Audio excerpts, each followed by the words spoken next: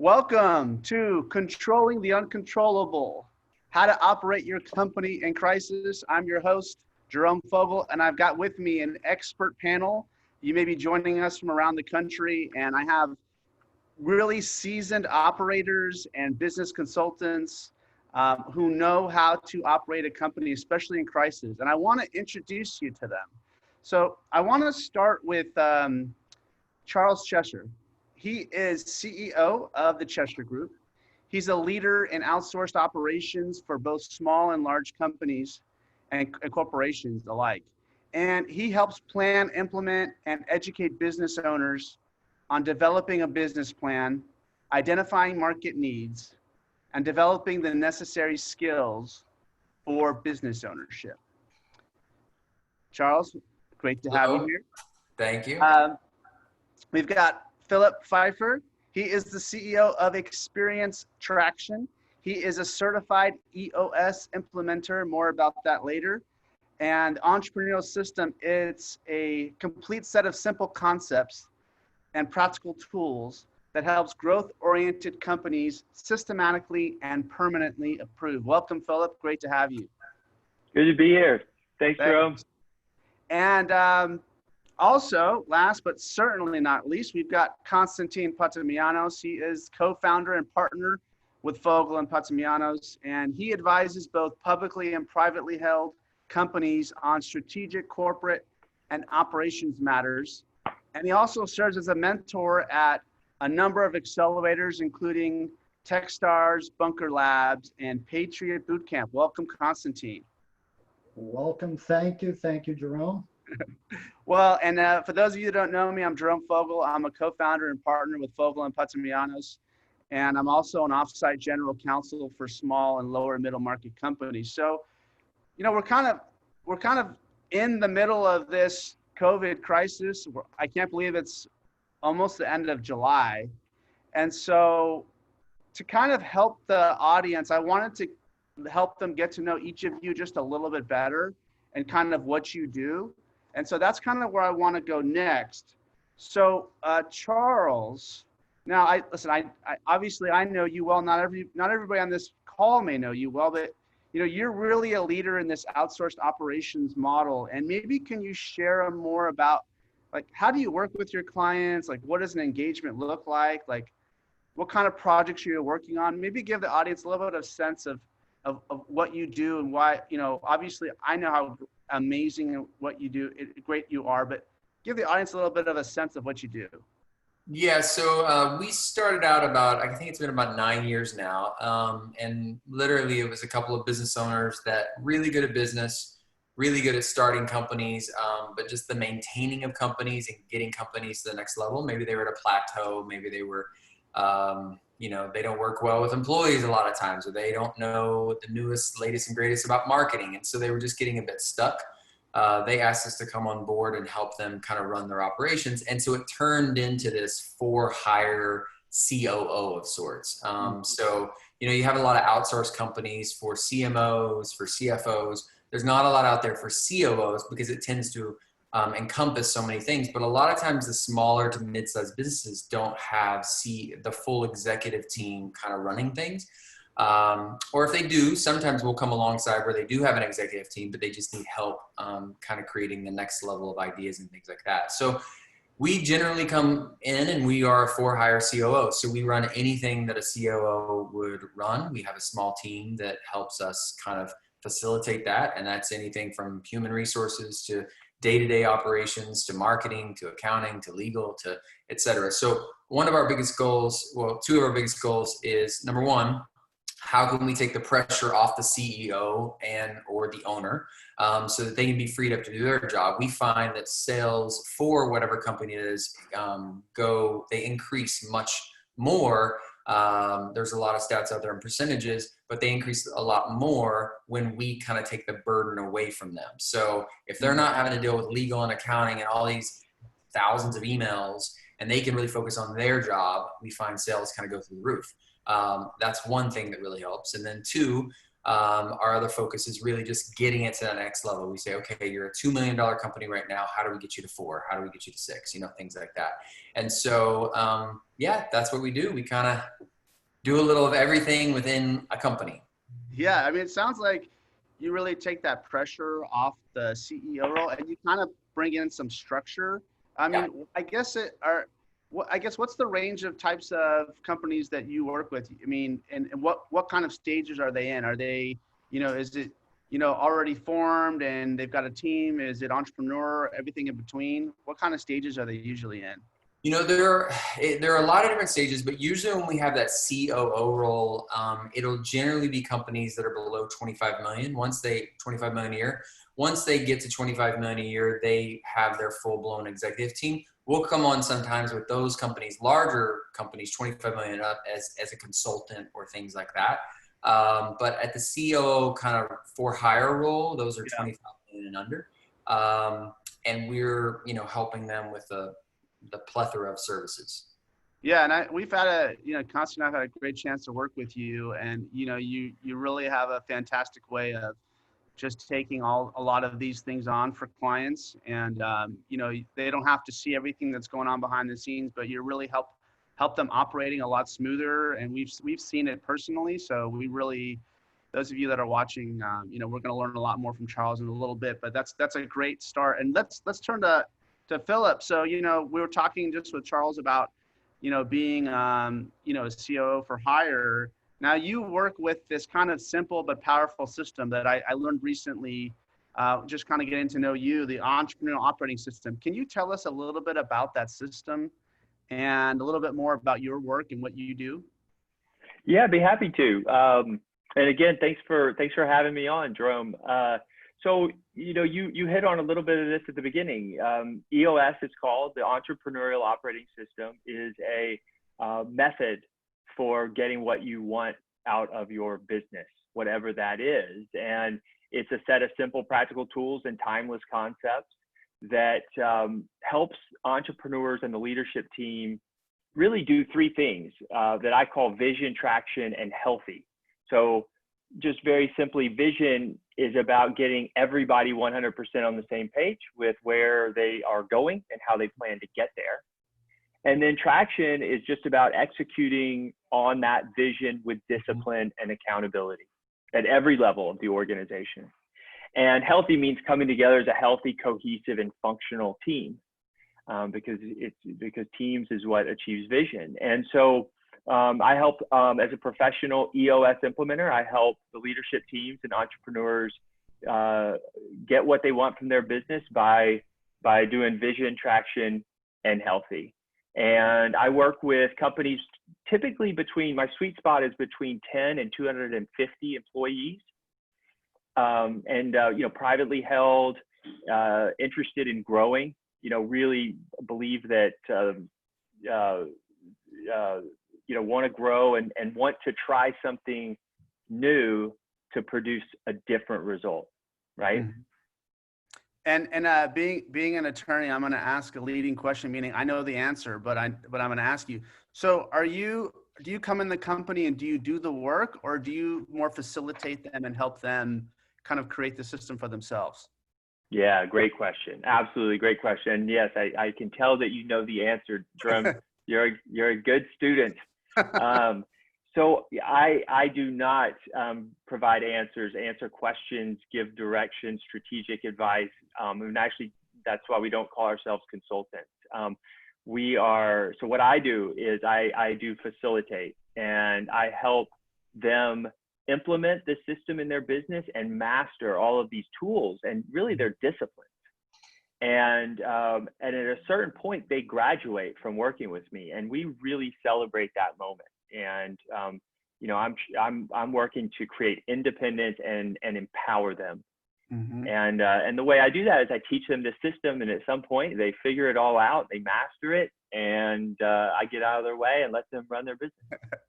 No, that's fantastic. No, I really well said. Well said. And we'll talk more about that later too. Now, Constantine, I want to turn to you. I mean, one of the things I really appreciate about you is that you've not only worked with the accelerators and the public and privately held companies, but you've kind of seen the companies that are in startup phase, that are in early stage, that are in growth, that have gone public, that have had exits, that are mature.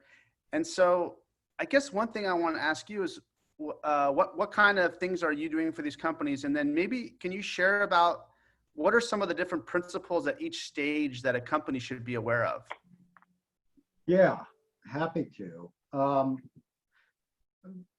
You're right. My career has been fairly broad and fairly extensive in that obviously I've seen things as an attorney, but I've also had the joy and privilege of starting companies, operating companies, being part of the leadership team of publicly traded companies, been a financier where we're looking at companies to evaluate whether they're going to be successful or not. So all of this has kind of helped me develop a perspective, which is the perspective that I bring to the table when I'm mentoring companies as part of these accelerators. And of course, when we're providing advice to companies that are clients or others. There's kind of three things that I wanted to mention. And I think it's really interesting because in listening to Charles and in listening to Philip, I think there's certain commonalities here that we talk about and maybe refer to in different ways, but there are underlying factors that I think we're all recognizing are important. So I'm going to tell you the three things that I think are important, and I think their level of importance changes depending on whether you're a small company, a medium-sized company, a large company. And I think it also may change, from day to day. But, and I want to hear Philip's perspective and Charles's perspective on this as well as we kind of continue this conversation. One is at the early stage when you're starting up a company, I think small team dynamics is critical. When you're just at the startup phase and you have a handful of people, all those people not only have to work well together, they have to be on the same page vis-a-vis where you're headed. They have to bring strengths that overcome other weaknesses. Not even weaknesses, but bring strengths in areas that other team members may not be as strong in, and they need to gel from a personality perspective. And of course, as the leader of a small team, you need to be able to motivate and understand people and kind of facilitate this entire process. Totally. At the medium company level, once you kind of get past this hurdle and things are kind of moving along, I think it's really important to start putting systems in place, to have a playbook. And I'll give you some quick examples. At some of my early companies, very early on, I had like a checklist of when a call comes in from a prospective client, here are the things that you're going to ask. And you can hand this off to whoever is managing the phones or somebody else, and you get all consistent data that you can then start to track. You can say, oh, this person found out about us from here, this, and pass it on to the team. And then the same if you were on a call with a customer, here are the things that you were going to ask. Here's the information. That could be passed on to the next person. And that then goes to the systematic level, which is, okay, let's establish a playbook for every important area with the company. And that started happening as the companies got a little bit bigger. If you had somebody that was heading up an area that you were in, say they had a family emergency, or say they decided to move to a different company, or something happened, you wanted to have some kind of playbook that you could pass to somebody else and say, okay, as director of distribution, here are all the things you need to know. Here's the basic information. Here's contact stuff. And then once a year or so, you updated that to reflect what was going on. And then as you continue to grow at the large company level, I think it is critical to remember that you need to constantly be soliciting feedback from your customers, which people kind of understand, but feedback also from all levels of the organization. There could be stuff that the person in the mailroom is seeing and saying, I don't know why they're doing it this way. It would make a lot of sense if they did it this way, and if this went directly to so-and-so person. You want to encourage that feedback, and you want to understand it, and you want to constantly improve based on that. Internal feedback, external feedback. Now, like I said, I think these all apply at whatever stage your company is in. And I think you kind of weight them differently. And throughout this thing, you know, in a nod to Charles, but in a nod to my experience, when I started out, you know, in the technology area, we always kind of poo-pooed people that were going into sales and marketing because we thought, okay, that's what somebody does who can't really do anything else. Well, boy, did I learn the difference over the years. By the time I was getting my MBA, my clear understanding was that sales and marketing is probably the most critical function in any company for long-term success and growth. So you really got to kind of keep an eye on that and understand that throughout your life cycle. Yeah. So that's kind of my thoughts in a nutshell, but I would love to hear, you know, Philip and Charles's thoughts on that and kind of how that plays in with what they do. Well, I'll chime in, Constantine. In a really interesting perspective. You know, my expertise is companies between 10 and 250 employees. You know, that spans a wide range in revenue. My largest company does 250 million a year in revenue. So they're getting up there in what you might call a large company. But for most part, I work with, you know, SMB, small to medium size entrepreneurial companies. And people, this, I think I'm going to be agreeing with you, Constantine, but it never stops. But people is always day one in a company. You know, and when you grow, you always have to reconfirm that you've got the right people in the right seats. What you talked about gelling personality wise, we have a very rigorous and specific approach to that, where we articulate and discover, I help my clients articulate and discover their core values. And then we use a tool called the People Analyzer to determine if people fit their core values. And because oftentimes what the problem is that people hire for expertise and experience. Can they be great at the job? And they overlook the value fit. And it's actually a bigger problem. You've probably got a bigger problem on your hands if you've got somebody that's great at their job, but does not fit your culture versus having somebody that's great at, you know, that fits the culture, because you can go find another seat for them and you can train them and you can do all sorts of things, right? So, you know, and that doesn't change during a crisis. And in fact, right, during a crisis, you're either, you know, if you're like most of my clients, some of them are growing and they're adding people. Obviously, that's really important. And some of them are downsizing, and they're finally taking this opportunity to weed out some of those people issues that they have, right? So I think Jim Collins said it best in his masterpiece, Good to Great. You get the right people on the bus first, and then you figure out where you're going. And it's amazing how often really good entrepreneurs just get that wrong, because they're hustling, they're in the business, they're down the weeds battling, and they bringing people on board or don't want to let go of somebody that is hitting their numbers but doesn't fit the core values. Well, there's two things that come to mind. One is that when we were investing in companies and we were looking at business plans and everything else, kind of the main factor that we looked at first was who are the team members? Who are the core leadership of this company? Yeah. Do we have faith in them? Do we like how they're coming across, et cetera? And our mantra was, we're always happy to back an A team with an interesting concept versus a B-level team with what we think is an outstanding concept. Yeah. Because we know that one way or another, the A-level team will adapt and make this a success.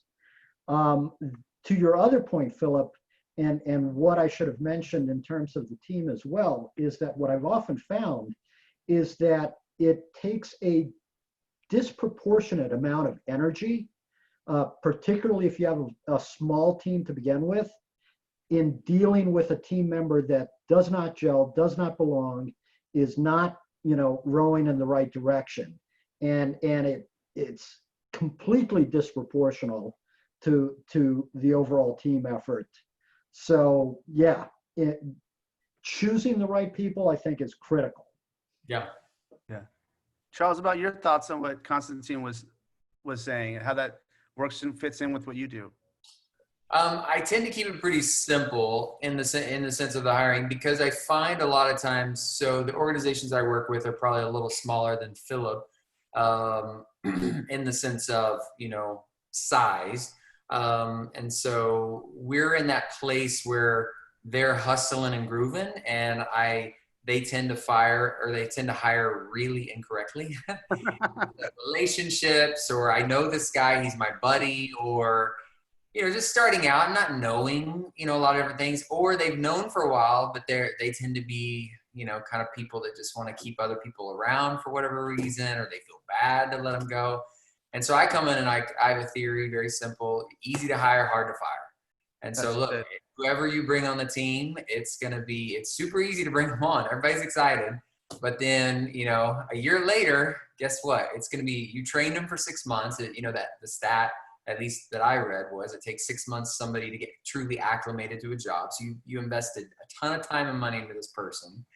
And then it ends up not being a good fit. So you got to find a new person, you got to transition. So it's just a mess. But I find, like Philip said, that so many startup businesses, entrepreneurial minded people, it's a reactive mentality type. And it's hard to get them to shift into that proactivity of going, wait a minute, if I invest a couple of weeks of like really vetting through the right candidates and I take people through like an 8 interview process. Like, it's extreme in the sense of what I do. And it's not all interviews, but I'll see how quickly they respond to my emails. I'll look at like, what do their resumes look like? I'll have them taste, as Jerome knows, like strengths profiles, and I'm a bit rigid in that because I'm getting to know this person fresh. And so I'm constantly trying to retrain those owners from thinking like, we need this person ASAP. I'm like, you cannot hire anybody in a rush. That is a bad idea.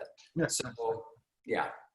So what I'm hearing is people being one of the most important things in an organization. And then the systems, once you've got the right people, it's the systems that are in place. And then as you get really big, it's really improving the communication and ideas around the organization so that we don't kind of get these silos. I wanted to what I want to do is read a quote, and then I'm going to kick off a discussion about operating in crisis. Yeah. So I'm going to kick off a quote, and we're going to so now that we've kind of laid a foundation, now we're going to start to apply, what does this look like as we're kind of in this crisis situation? So here is the quote. It's by a book called Lords of Strategy by Walter Keuchel. I highly recommend it. He said, in a magisterial McKinsey staff paper, Perspectives on Strategy, John Stuckey, who for 2 decades was a leader of the firm's practice in that area, makes an observation fundamental to the issue of implementation. He said, once you've designed your strategy and you've aligned your organization around it, the task of executing the strategy remains. He goes on in words that probably should be framed and hung on the wall of every corporate conference room where these matters are deliberated. This means more than just running the business. It generally means changing the business. So I want to ask you experts, kind of in light of COVID, in light of the business environment what kind of changes are you seeing companies successfully make, and what kind of changes do you see on the horizon? If we're all agreeing that implementation is really important, but what are the kind of changes that you're seeing, and what's on the horizon in light of COVID in your opinions, expert opinions? May I make a slight addition to that as well? Please. And also ask the question, in light of COVID or in light of any systemic crisis, which of these factors that we talked about play a critical role, and how so? And to your point, I'm asking a leading question. And I'm going to maybe kick it off with an answer and ask Philip and Charles to give their input and thoughts on that, which is, okay, when things start going sideways on you, which will happen, and the current environment is, boy, it's the mother of all things going sideways for a lot of companies, right? How is your team going to react? Now we go back to small team dynamics. If you have established a good small team that's gelled and working together, what you're not going to see, and where I've seen companies fall apart more than once, is people start pointing fingers. Well, you're the head of sales, why aren't we making our numbers? Well, Wow. you're the head of production, we're not doing this, or the software guys are not pulling it together fast enough. That is a recipe for disaster when you start pointing fingers in a small team.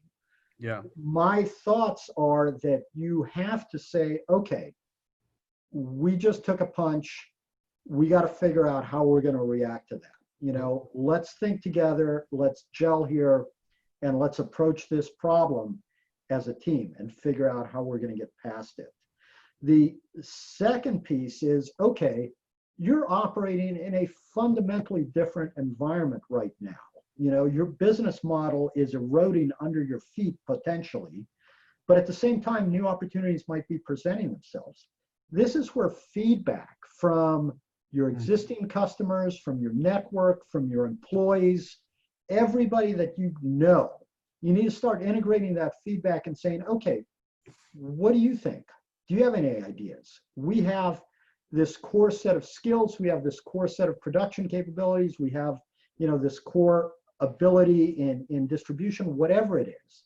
How do we adapt that now to the new environment that we find ourselves? And start soliciting ideas, because great ones come out of left field that you may not think of. That's where I take two of those principles that we talked about in terms of, general operating principles, and apply them in a crisis situation. And that is my answer to my leading question. And now I solicit input from Charles and Philip, and let's see what you guys think. Philip, what do you think? Well, I have a different lens. I wouldn't call it contrarian or anything like that, Constantine. But it's where so what I have found is that about 95% of my clients have remained true to what I call their core through this crisis so far. And core is for us, it's very specific. It's core values, core focus, and then core target. And, the core focus being the main part, this is what these companies love to do and are great at. It's what they can be the best in the world at. And what I have found is that most companies have, if they were in a good spot, they've been able to accelerate that journey along that core. If they were in a tough spot, they've had to decelerate it. But I have not experienced a lot of wild pivots. Okay. Now, and that's not just my clients, but the entrepreneurial communities that I'm involved in. Now, certainly, if you're, if you own the Staples Center, or you own a gym, there's obviously some businesses where they're in real trouble, and who knows, right? So, but I do have a company that was already in the process of a professional services company that was in the process of shifting their core from a broader marketing agency specifically to a branding agency. And it sounds like a pretty small thing, but if you are in marketing, that's a big difference. But they had already started that transition, right? So I think that it's really important. If I was talking to, your audience, if I think I know your audience, and again, my expertise is 10 to 250 employee companies, right? Is to figure out, if they haven't already, what is our core? What makes us unique? What are we able to be best in the world at? If you're an EOS run company, you've done that. Where are we going long term? And if you can preserve your core through a crisis, you've got a company that can last generations, decades and generations, you know? And I found that mostly I think companies can, and that it's about an acceleration or deceleration of their plan, maybe some small little tweaks and some. For example, I've got an aviation client. They hired the entire sales team from one of their main competitors who struggled and stumbled, and Wow. so they were able to drastically. They hired 20, 30 people, something like that, right? I've got a company that was selling, they're a consumer packaged goods company that among many things was selling hand sanitizer. Well, now they sell a whole lot more hand sanitizer. They've had to redo their entire supply chain. I mean, it's been massive change management, but it was the business they were in already, selling to the same customers they're selling to. So not a massive pivot. And so I would advise that's a good first place to look. And if you can preserve your core, certainly if you can double down and invest and accelerate it, it's a great way to manage the crisis. I certainly do not disagree. And I apologize if I gave the impression that I was saying companies should entirely pivot from what they're doing to something unrelated. I agree with you. You have built a certain core strength. You have built a certain level of core capabilities. You have an expertise in an area. What I was saying is you need to make course corrections, which is along the lines of what you're saying, but you have to be open to those course corrections.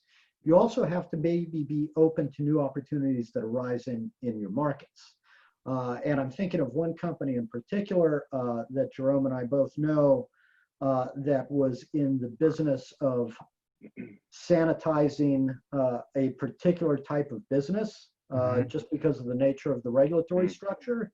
And with COVID, saw an opportunity to expand that into a whole other market and is being very successful at it. But they were able to see the opportunity there that fit within their core strengths, but was applicable to a new market now that they had not been applicable to. Charles, what about you? Well, I mean, both have said a lot, or you both said a lot of different parts of the conversation. Given the type of world I'm in with businesses and why they usually bring us on to bring stability and help grow to the next level and things like that, I find that if they weren't actively changing already as a company pre-COVID, and they weren't flexible and willing to adapt and having the right meetings in place and structurally setting themselves up for success, I found that they have not done so well through this pandemic. I find that the companies that have been, have great systems in place and like Philip said, have great core elements in place and values and where they're headed. I feel like those are the companies that are really, in a lot of ways, taking advantage of the situation. Like they're not only doing good, they're excelling. And so there's this strong contrast that you can only do as much as the leadership will let you do in the company. At the end of the day, at least in my role, we all submit to the head person, which is usually the owner or CEO. So to the degree that they're adaptable is to the degree we can win. And it's a constant reminder in my life too, of like, you constantly have to be ready for change. At any moment, you have to be ready to head to the next level or get creative. Okay, we need to, as Philip was saying, we need to change our entire manufacturing process, hand sanitizers, let's go. And I've been through that process. I've done manufacturing for many different companies and it's not easy, but if we're going to sell hand sanitizer now, we should go for it. So yeah, it can be a bit of a challenging area where in the companies that I'm involved with, if they're not already willing to change. So. And I think, Charles, that goes back to kind of what we were talking. The fundamentals of success don't really change. They just become even more critical during a crisis situation. Exactly. Yeah, you have to do the same things. You may have to work a couple more hours a day to make sure that they're done well, to be able to adapt to the change, to be able to implement new systems and programs. And that's one of the things I find too, is a lot of these owners are just very scared, and I've talked to really big companies and really small companies, they're just scared. And so, but that fear will really handicap you. And so you can't be in a place of fear. You can't be a place of anxiety. You have to say, okay, I know what my core values are. I know what I do. I know what I do well. Let's move forward. So, Charles, you mentioned the right meetings. What in your opinion does a good meeting look like, and what does that cadence look like? I just, when you said it, I just feel like meetings are so critical. I've been in organizations where we have way too many meetings and I hate them, or we don't have any at all, or an in between. Like we're trying to figure out our rhythm even here. So, but what's your thought on that, Charles? Yeah, as we've all been in a ton of really bad meetings.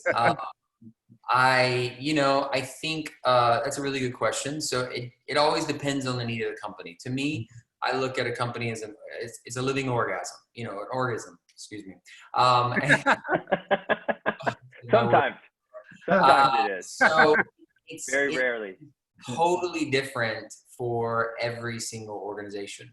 And so what may be for one company, if let's say they have 50 employees and they're in the manufacturing business and they're importing from China and they sell here in the United States, et cetera, there's going to be a lot of different type of meetings that they're going to need, as opposed to a company that may be much smaller and much more involved. For example, if we're talking about a 10-person company, the CEO can be very involved with that company. He can be very involved with the employees. And so there's a lot of direction there that I would encourage for him to be a part of, or her to be a part of, as opposed to when they have 50 employees. That's going to be much more challenging. So I think the question is awesome. Honestly, I could write a whole book about it. And there are books out there about it. But it really depends on your DNA, and you have to get to know, okay, what works and what doesn't. And honestly, it's a lot of trial and error. Okay, let's try this meeting once a week. Try it out and see if it works, but don't stick in that meeting just because you said, oh, we should have this meeting once a week. If it's not working, change it all up, gut it. But that comes back to, I think, a core principle for a lot of organizations just has to be open to change. Just has to be open to constantly, every day evolving. What can I do differently? What can I change? What can I make better? What can I excel in every single day? I find when companies and organizations have that mindset, there's no limit. And I think you hit it on the head. Is you constantly have to be changing, especially in a crisis that accelerates. And so it sounds like you're figuring out, okay, what's the best meeting, the best cadence, who's supposed to be in it, depending on the size, and you find trial and error to find what works. So you kind of need to customize it. Constantine, any thoughts? I know and I'll obviously Philip gets you too. Constantine, any thoughts on what effective meetings look like, communication? I really struck me when you talked about large organizations needing to solicit feedback. So it seems like communication is, I know and then you're really big on that and you're good with that. What's your thoughts on that? I think communication can be facilitated in a lot of different ways. It doesn't necessarily have to be through meetings. I'm biased. I've sat through a lot of, boring meetings, I guess, over the course of my life. So I'm not a huge fan of having a lot of meetings, but I also do recognize that there is a need for pulling the team together and having a quick discussion and soliciting feedback in person, et cetera.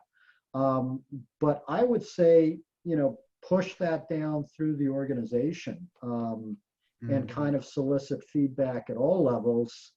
And it can be through requests for suggestions, linked with kind of encouragement at whatever level for good ideas that percolate up. A culture of openness, I think, should be throughout the organization, where, hey, if I had an idea and I thought of something, I step into Philip's office and say, hey, we've been running it this way down here, but I thought maybe we can improve by doing it this way. Wow. Philip, as a mid-level manager, should be saying, hey, that's awesome, Constantine. Thank you for bringing that to us. Let's think about it. I might come back to you with some questions, instead of being dismissive or turning that off. All this implements, across the culture of the entire organization. And that feeling of, hey, I'm a part of something where I'm valuable and my ideas are valuable, I think adds a lot to an organization's ability to adapt and maximize the contribution of all the team members. Yeah.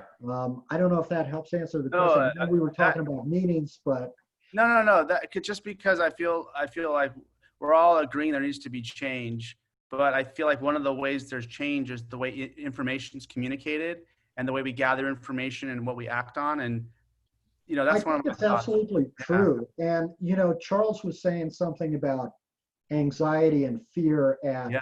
at the CEO level. Well, let's not forget, anxiety and fear filters down through all levels of organization.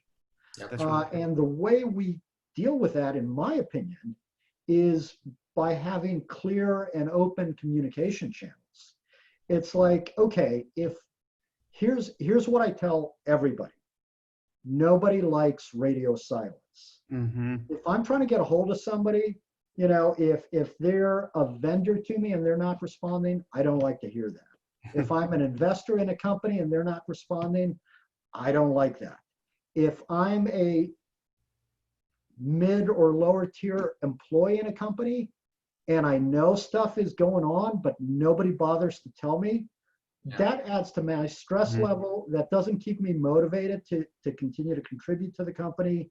And it doesn't help us as an overall team and a company kind of move through a crisis situation cohesively and effectively. Mm-hmm. I really like what you said about that communication. And you always talk about, I know we've talked about this, you always say if you don't communicate to somebody, they kind of go to the dark side and they assume the worst, and we feel negativity in the gap. So communication is just so key. Philip, I know I'm a leading question again, but tell me what's your thought on meetings and how what does EOS have to say about that too? Yeah, absolutely. I mean, meetings are the lifeblood of the organization. I mean, teams is what achieves vision. Teams is what navigates through crisis.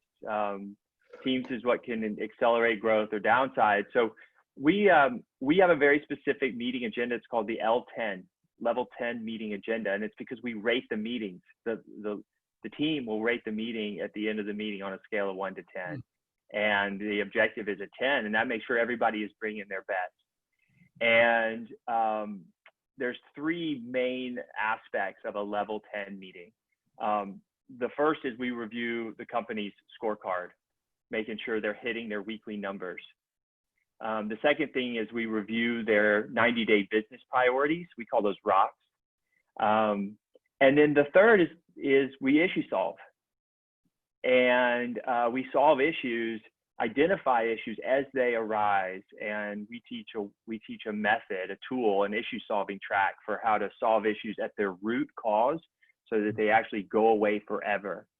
And it's ground zero for the leadership team. I work with the leadership team, so it's the CEO, the COO, and their direct reports, and I teach them all of these tools and systems, but then they roll these out to the rest of the organization. They teach one level at a time. And you get to a point where every department is running in a level 10 meeting, and everybody's got a weekly number and a 90-day business priority, and they're all solving issues.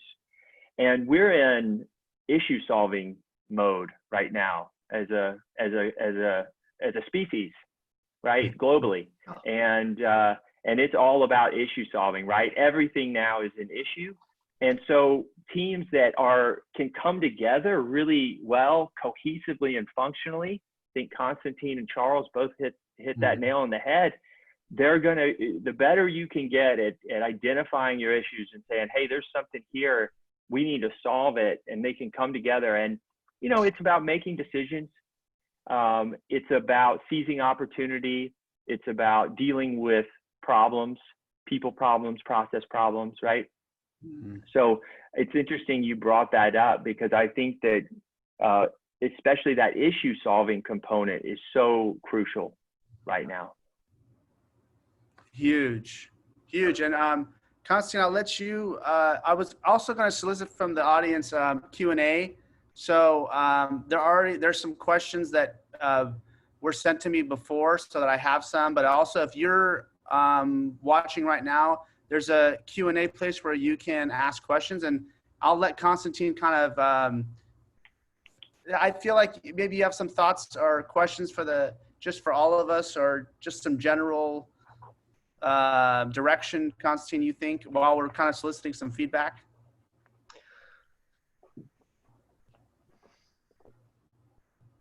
I think we come back to, it's funny, we talked about certain things at the beginning. We talked about how they apply to operations in general. We talked about crisis management, and we came back to the fundamentals again. To Charles's point, the companies that kind of had a handle on this are continuing to do well. Same thing that Philip said. We're really talking about all the same stuff. So, I mean, it makes sense to kind of wrap it up on that level as we start to ask some of the questions and stuff. And the focus, I think, with nuances from each of us is, team dynamics within the organization is critical. Soliciting feedback or issue solving in Philip's vernacular is critical to moving forward and adjusting to changes. Having systems in place and optimizing those systems, to Charles's point, is critical for a smooth running organization. And systems allow us to have data that we can utilize on a real-time basis to feed into the issue solving machine, right? Without data, we don't necessarily know we have an issue, right? Well, sales are down. Okay, what sales? What are we hearing from our customers? Is it particular customers? What can we do to adjust? All this goes into the issue solving puzzle, right? And all of that can get pulled from proper systems that we've put in place for every part of our organization and our process. So that's kind of my perspective on the discussion, but I throw it out to Charles and Philip as well to kind of pull their perspective on kind of the overall theme of what we're coming down to here. Yeah, I mean, I think I like where the conversation headed. I think that there's so much. The beautiful thing about change is you can start today. So if your company's sinking, guess what? You can change today. So that's the beautiful thing. All guilt, oh gosh, I messed up so much. That's yesterday. Today's a new day. So I think there has to be that perspective though. And that's more than just like a book I read and this is personal practice. That's more than a seminar I went to or that I learned from a meeting. That's a personal belief and principle that I can always create change. I can always make a meeting productive. I can always win in life. It's the choices I make that help me do that. Yeah. So if we have a bottleneck area, I just dealt with this a couple of months ago. One of the clients, our customer service department, we have a whole outsourced customer service department. We had a whole bunch of issues. I got involved. We started to have meetings. After 20 meetings, we figured out some of the root problems. We got it. But that could have hurt us in a big way. All the time. I have manufacturing issues. Oh my gosh, we're in China. We're ordering all these products. What are we doing? And we hop on the phone with China. We're figuring it all out, and we work out the kinks and we make it go. But all those little, what I call little foxes, or those little things that can really destroy your company without you even noticing until 3 years later, can really be detrimental to your company. So, and especially in a time like this where, we keep thinking COVID is finishing, and it is in a way, but we're still kind of wondering what kind of pull it's going to have on the market. Now's the time to, go for it, really to have a different perspective, to bring about change in your life, to hire somebody like Philip to kind of restructure your organization, so now's the time, and if you don't do it now, I'm starting to see some businesses go under and some businesses not be able to pay their team and laying off people and things like that. So and also I should say also hire someone like Charles or like Constantine. Actually, this is the question that came in that's perfect. And the question is, to what you were saying, Charles, is how should you manage your company if you're having cash flow issues and the PPP is about to run out? Like, what are some of the things companies need to be doing? I mean, Charles, you hit on the head. I mean, layoffs, things are happening. What do you guys think about that? If you're a company and you're having cash flow issues, PPP is running out, what are you going to do at this point? I mean, I have some, I mean, obviously very general thoughts on that without knowing the specifics, but, running a company is hard. It's always hard. It's hard in peacetime. Okay. And there's no playbook for this. I mean, if there was, you would just hand it out and everybody would grow their company from good to great. And it's just really tough. Right. And if, you've got to, what I would advise for this person is they need to look at they need to look very closely at their financials, and they need to figure out what size they need to be, and they need to get their size mapped down to what they predict. And we call it a reverse accountability chart, and it's about downsizing. And, in peacetime, we help companies figure out, how do they want to be structured for growth, 6 to 12 months out, and it's about adding seats and adding people and delegating and all this. Well, if you got to keep the ship afloat, and it means you might need to downsize. You might need to go back to doing some things that you had delegated off. Exactly. And across the board, across the whole company, right? So, but you got to keep your ship afloat, and you got to make some tough decisions. Yeah. Right. I would absolutely agree. I would just add to that, don't wait too long. If you're losing sleep now, there's probably some shifts you need to have in your company. Oh, that's good. I tell executives and owners, and look, you should not be losing sleep over your work. And if you are, it's a good red flag for you to go, what's not working? What's wrong? Why am I staying up at night? Don't wait till you get so close to the red in your company to where you're like, oh great, I have to lay people off now. Be proactive in that. And then executives, a lot of times they're used to the golf course and the nice dinners and all this fun and stuff, and they don't really like the nitty gritty work. And the reality is, now is the time to get dirty. Now's the time. And honestly, I found it's been good for them to get back to the work, like Philip said, that they usually would hire out, their employees would do for them. Well, I mean, I think it's time to kind of suck it up and take care of it. And if you don't have the 20 employees underneath you and you've cut your staff in half, you may have to do a little bit more legwork, which I always find is a benefit because you learn new things as an owner. Really right? good.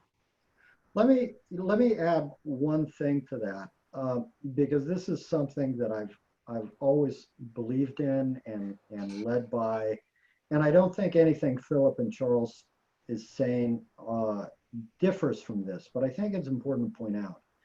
I do not believe that people in an organization are a fungible commodity.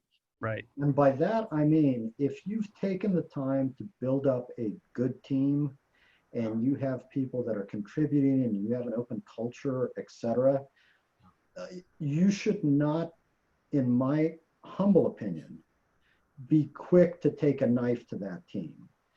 Because if and when things turn around, it's going to take effort to rebuild that capability within the organization. And I've always been a believer that if times are tough, but circumstances permit, I'd rather the organization take a hit across the board and we keep the team moving forward, assuming we have a good team in place already, than to start throwing people off the ship and hope we can make it to port that way.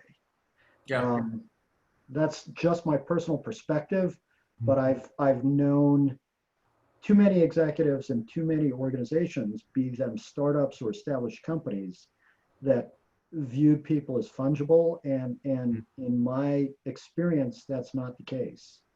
And I totally agree with you. And to be clear, I would cut first accessory expenses, Right. thing before the employees. Yeah. Oh, Even yeah. asking the employees if they'll take a pay cut for a season is Yeah. better than letting them go, because easy to hire, hard to fire, or it's hard to get the right employees back on the team. And so I would do everything option before you have to do that, but sometimes you have to do that. True. Yeah. Good point. We have a couple more minutes. Last question was, how is the remote working out for the different companies that you're working with? What's your thoughts on that? I know it depends on the industry and the business, but that's a question, that we've got posed. Let me. I think No, I was going to say, let me put a quick perspective on it and let Philip and Charles kind of wrap it up with the current view.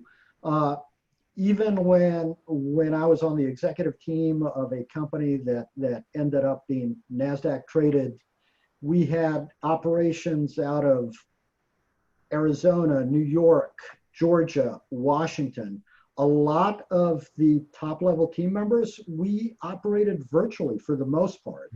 And this was years ago. And we certainly had in-person meetings periodically as well. And we talked on the phone all the time. But we were able to successfully implement that at that point. It depends on the company, it depends on the individuals. But I think that companies can be productive and can move forward. Now, with that said, the folks that have the immediate experience with that are Charles and Philip. So we should hear what they're seeing and hearing from their clients. You want me to start? I mean, in my opinion, it's just been a game changer, eye opener. It's all this nascent technology and productivity, and it's just been, my clients have been amazed at what they can accomplish remotely. And even my manufacturing clients that are essential services and still have people going into the office, I don't think I have one client or one person in my professional community that hasn't experienced a pretty kind of aha moment at what's possible. And I think we're going to see quite a big leap forward and change in the way we all operate. Totally agree. Cut those office expenses, reduce the sizes. I find meetings are more productive because people don't necessarily want to, there's a lot of chitter chatter in offices, a lot of excess time, driving, commuting time. Think about all the time wasted just to get to these offices. And they're so expensive. So I'm seeing productivity increase dramatically. So I think it's a win. I hope it's here to stay for a while. I think it is. And by the way, Constantine was the one who really helped set up the structure for our firm from the beginning. So he was in on that, and we were set up for success when all this happened. So hats off to Constantine for helping us set that up. I'm hearing even in California, commercial rents are going to decline 25 to 30%. And people are going to question what they need all the space for. So, I really, really agree with those thoughts. And it looks like we just wrapped up, but I want to thank each one of you, especially you, Charles and Philip and Constantine. I mean, you guys take time out of your busy days and to really connect with our audience. So I want to let you know, if you're on this call, we're going to send out a link to the recording so you can kind of go back and watch, or you can send it to other people in your team. And also we're going to have a link to our panelists. If you want to chat with Charles, you're a company, you realize, hey, you need that CEO to come in, or you want someone like Constantine to help you, set up the small team dynamics, help set up the systems in place, to help set up communication, lines of communication in place, whether you're investing in companies or at a company, or if you want to talk to Philip about the entrepreneurial operating system, I'm sure he'd love to chat with you. And he may even have a book for you if you talk to him. So anyway, I want to thank our audience first and foremost for being here. Thank each one of our guests. Thank you guys so much. This has been a great discussion. And just really want to just thank everyone for watching in, and have a great afternoon and great weekend. Thanks so much. Awesome. Thank you, Jerome. Thank you. Thanks, everybody. Pleasure, guys.